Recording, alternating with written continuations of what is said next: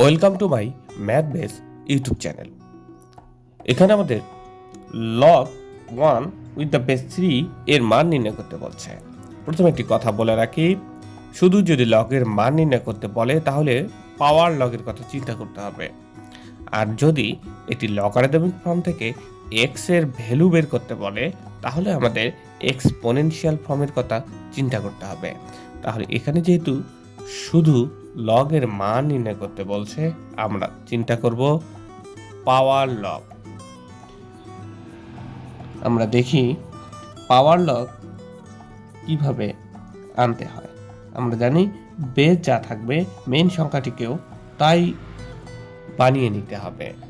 এখন মেইন সংখ্যা ছিল 1, কিন্তু 1 এর মান আমরা 3 লিখেছি।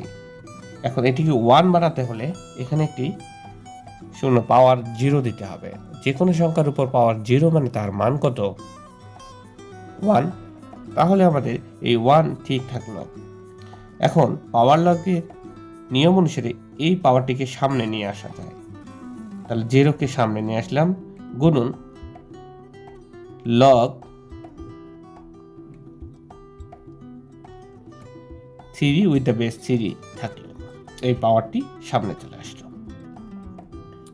এখন আমরা জানি 0 দিয়ে যাকে আমরা মাল্টিপ্লাই করি না কেন এর মান কত হয়? 0।